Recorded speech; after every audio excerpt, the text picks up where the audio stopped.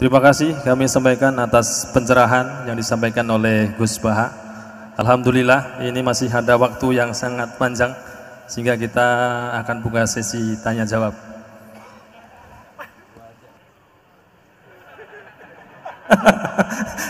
Hanya 2 penanya. Monggo siapa yang mau nanya? Kang Mujib. Ibu? Ibu 1. Ya, monggo. 2 saja.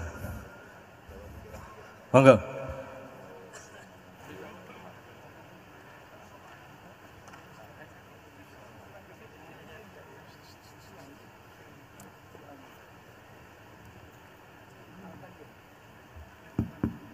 Assalamualaikum warahmatullahi wabarakatuh.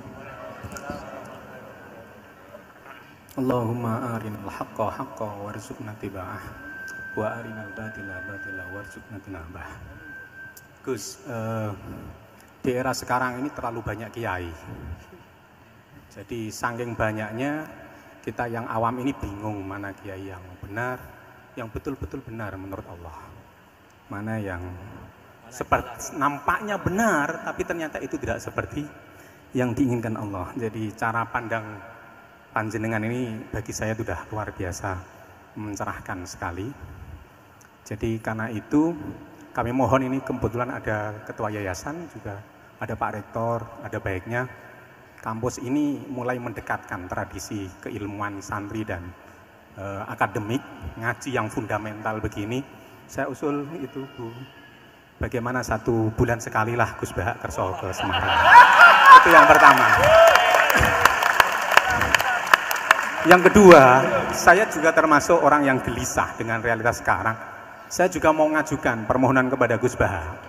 Permohonan yang paling ini, mbok jenengan nulis 1 buku, saya Muslim, saya happy gitu loh. Ini kayaknya pas banget ini. Jadi ben ora ketok kok serius banget beragama, saiki abot banget gitu. Itu yang ketiga, ini penting sekali bagi kita orang-orang tua. Zaman saiki golek anak iso ngalim kok Gus Baha angel.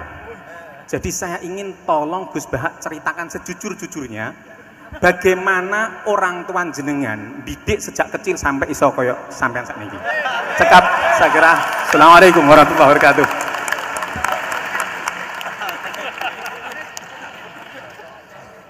Yang kedua, monggo.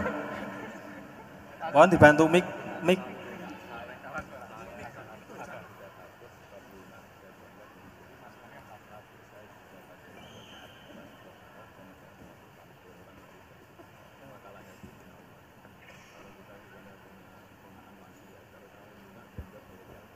Assalamualaikum warahmatullahi wabarakatuh. Gus Baha, kula badhe tangkret. Jangan kayak ini ya.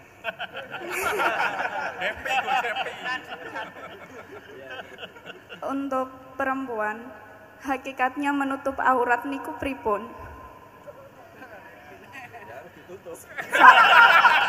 Soalnya kula gedeh teman niku rata-rata santri tapi kok mboten menutup aurat secara sempurna. Nah, kula pengen ngertos ilmune niku sing jelas pripun. Sampun.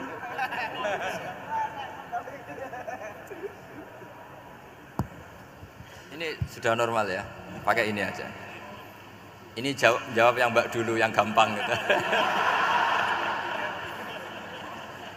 Ya yang jelas itu satrul aurat itu ada yang fisik ya, kayak menutup aurat dalam mazhab Syafi'i kita tahu auratul mar'ah fis sholat itu ada pengecualian ilal wajah wal kaffain. Tapi kalau khorijah sholat adalah jami'u badaniha dalam mazhab Syafi'i. Tapi dalam sebagian ulama mengatakan ilal wajah wal kaffain tetap termasuk istisna di luar sholat. Itu dari segi fisik ya atau zahir. Tapi sebetulnya juga harus dilakukan satrul aurat secara maknawi, menutup sesuatu yang buruk. Artinya kan gini ya, aurat itu kan sesuatu yang buruk kalau kelihatan ya. Sehingga misalnya kasus di beberapa negara mungkin fisiknya sudah benar ditutupin tapi mungkin tetap maksiat. Tapi ada yang gugat, yang penting nggak maksiat meskipun buka aurat, ya keliru, buka aurat sendiri sudah maksiat, itu malah aneh lagi gitu. Tapi yang jelas filosofi hijab atau satrul aurah itu usahakan yang zahir maupun yang apa? Batin. Karena Indonesia itu memang agak unik. Saya sering ketemu peneliti dari beberapa negara, meneliti Indonesia itu paling pusing. Kadang ada orang yang auratnya biasa datang ke masjid, itu kan bingungkan malaikat, mau ditulis dosa itu ke masjid, mau ditulis toat itu buka aurat. Nggak tahu hitung-hitungannya gimana nanti. Tapi memang ya sudah seperti itu. Yang jelas standar aurat ya kita tutupin sesuai standar mazhab Syafi'i maupun ngikuti yang tidak apa Syafi'i, tapi filosofinya juga harus kita ikutin. Jadi dua-duanya harus kita ikutin sebagai perintah, bukan sebagai syarat. Itu beda loh, perintah sama syarat itu. Sebagai perintah, bukan sebagai syarat. Kalau sebagai syarat itu begini, syaratnya orang Islam tuh harus nutupi aurat begini-begini. Nanti kalau yang nggak gitu dianggap tidak Islam, itu menjadi ekstrim. Tapi kalau sifatnya perintah, ya perintah saja. Yang nggak melakukan paling banter dianggap fasikoh atau tidak solihah, tapi tidak sampai menjadi keluar dari Islam. Ya jadi gitu ya. Jadi karena apa ya? Ya sudah seperti itu. Obsesi kita tentu ingin kesolehan, sebagai perintah. Saya ulang lagi, jangan biasakan kalau ada aturan itu sebagai syarat. Misalnya gini, kowe nak ora alim ra anakku, itu bahaya.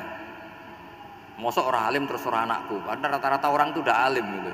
Nanti terputus dari bapaknya semua. Tapi hanya sifatnya perintah.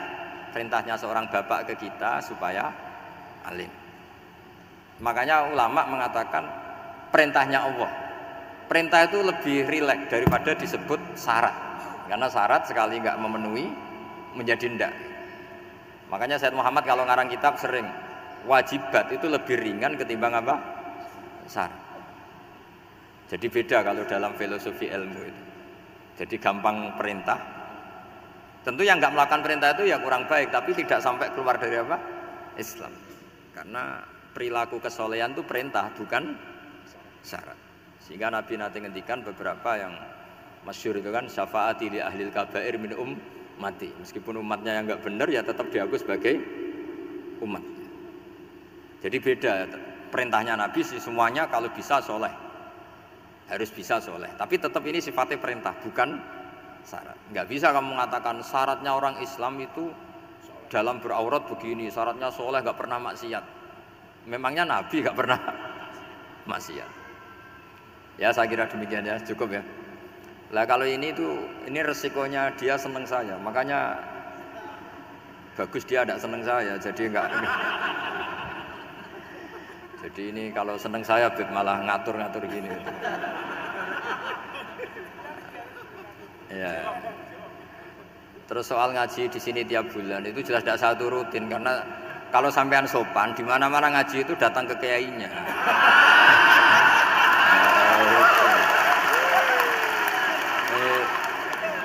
Itu kalau Imam Malik ada pertanyaan kayak Anda dimarahin, al ilmu yu'ta la ya'ti. Jadi sumur itu didatangin, bukan sumurnya dipindah. Ini enggak sopan sekali.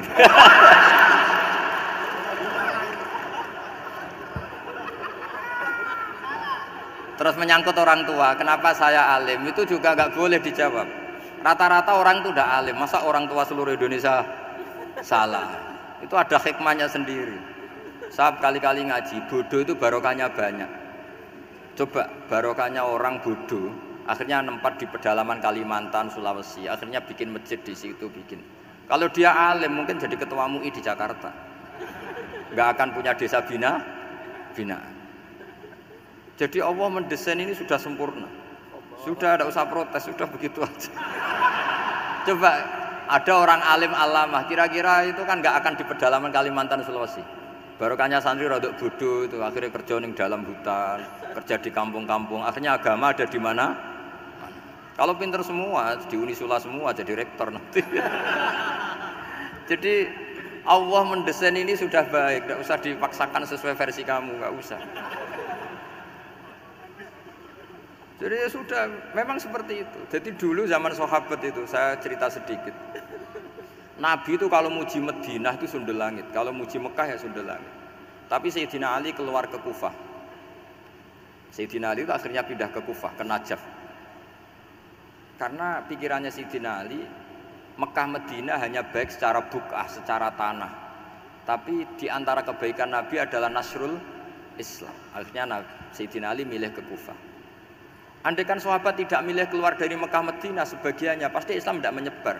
Karena semuanya tersentralisasi di Mekah dan Medina. Tapi ada saja sahabat yang tetap nyaman di Mekah Medina karena sholat di sana sebagaimana 1000 sholat. Ya sudah seperti itu, dilihat gampang saja. Akhirnya yang di Mekah Medina ya tidak ngeritik yang keluar juga gak ngeritik yang di Mekah Medina. Jadi yang alim tidak ngeritik yang bodoh apalagi jangan ngeritik yang alim. Yang jelas orang bodoh ngatur orang alim itu dosa itu yang.